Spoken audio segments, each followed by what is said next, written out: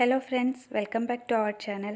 അപ്പോൾ ഇന്ന് നമ്മൾ ചെയ്യാൻ പോകുന്നത് നല്ല എളുപ്പത്തിൽ എല്ലാവർക്കും ഉണ്ടാക്കാൻ പറ്റുന്ന നല്ല പഞ്ഞി പോലെയുള്ള ഓറഞ്ചിൻ്റെ കേക്കാണ്.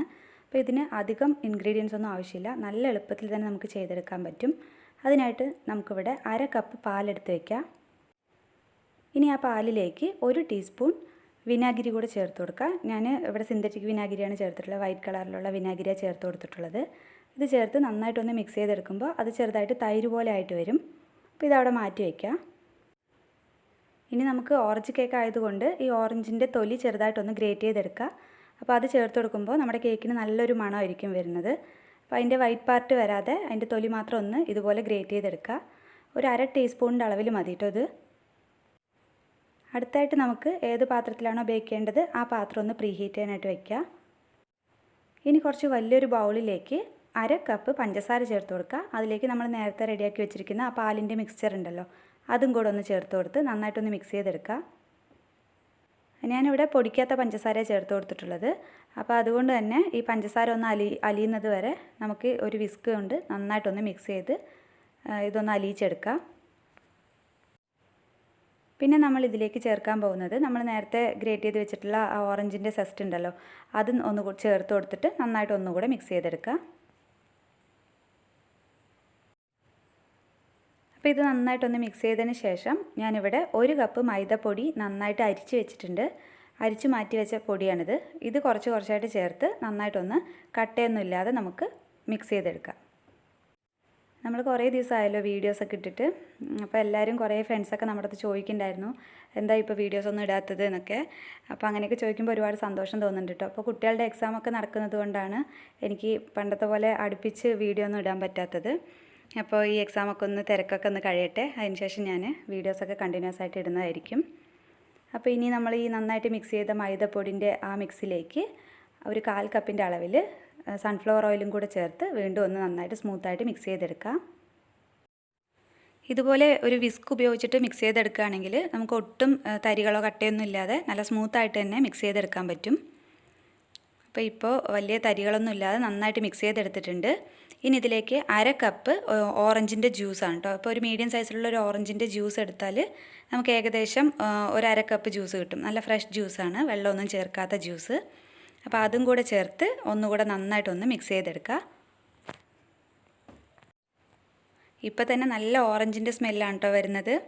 അപ്പോൾ ഇതുപോലെ ഒന്ന് നന്നായിട്ട് മിക്സ് ചെയ്തെടുത്തതിന് ശേഷം നമുക്കിതിലേക്ക് 1 ടീസ്പൂണിൻ്റെ അളവിൽ ബേക്കിംഗ് പൗഡറും 1/4 ടീസ്പൂണിൻ്റെ അളവിൽ ബേക്കിംഗ് സോഡയും കൂടെ ചേർത്ത് കൊടുക്കുക. അപ്പോൾ ഈ ബേക്കിംഗ് സോഡയും ബേക്കിംഗ് പൗഡറൊക്കെ എല്ലാ സ്ഥലത്തും ഒന്ന് മിക്സ് ആകുന്ന രീതിയിൽ ഒന്നുകൂടെ നന്നായിട്ട് വിസ്ക് വെച്ച് ഇളക്കി കൊടുക്കുക.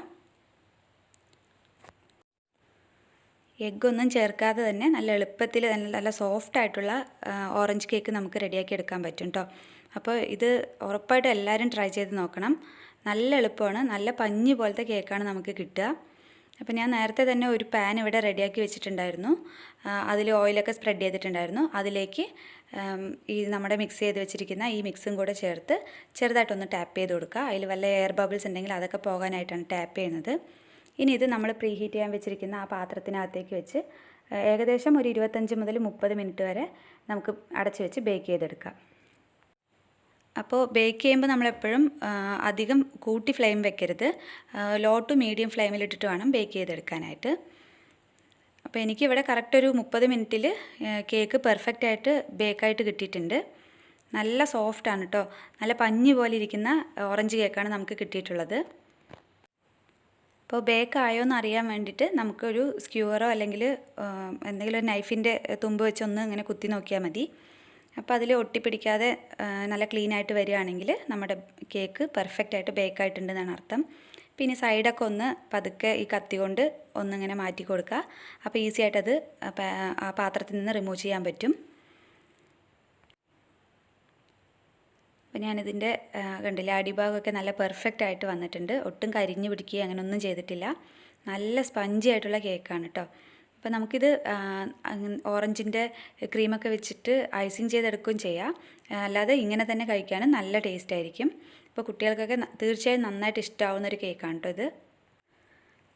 അപ്പോൾ ഇന്നത്തെ ഈ വീഡിയോ നിങ്ങൾക്ക് എല്ലാവർക്കും തന്നെ ഇഷ്ടമായിട്ടുണ്ടാകും വിചാരിക്കുന്നു. ഇഷ്ടമായാൽ എപ്പോഴും പറയുന്നത് പോലെ ലൈക്ക് ചെയ്യാനും ഷെയർ ചെയ്യാനും മറക്കരുത്. പിന്നെ നിങ്ങളുടെ വിലയേറിയ കമൻറ്റ്സ് കമൻറ്റ് ബോക്സിലൂടെ അറിയിക്കാൻ മറക്കരുത്. നമ്മുടെ ചാനൽ ആരെങ്കിലും സബ്സ്ക്രൈബ് ചെയ്യാതെ കാണുന്നുണ്ടെങ്കിൽ ആ സബ്സ്ക്രൈബ് ബട്ടൺ ഒന്ന് ക്ലിക്ക് ചെയ്യണേ. അതിനടുത്തൊരു ബെൽ ബട്ടൺ ഉണ്ട്, അതുകൂടെ എനേബിൾ ചെയ്ത് വെച്ചിട്ടുണ്ടെങ്കിൽ ഞാനിനി പുതിയ വീഡിയോ ഇടുമ്പോൾ അതിൻ്റെ നോട്ടിഫിക്കേഷൻ നിങ്ങൾക്ക് ഉടൻ തന്നെ കിട്ടുന്നതായിരിക്കും. അപ്പോൾ ഞാൻ കുറച്ച് ദിവസം വീഡിയോസ് ഒന്നും ഇടാതിരുന്നപ്പോൾ കുറേ കൂട്ടുകാർ നമ്മുടെ അടുത്ത് അന്വേഷിച്ചിട്ടുണ്ടായിരുന്നു എന്താ വീഡിയോസ് ഒന്നും ഇടാത്തതെന്ന്.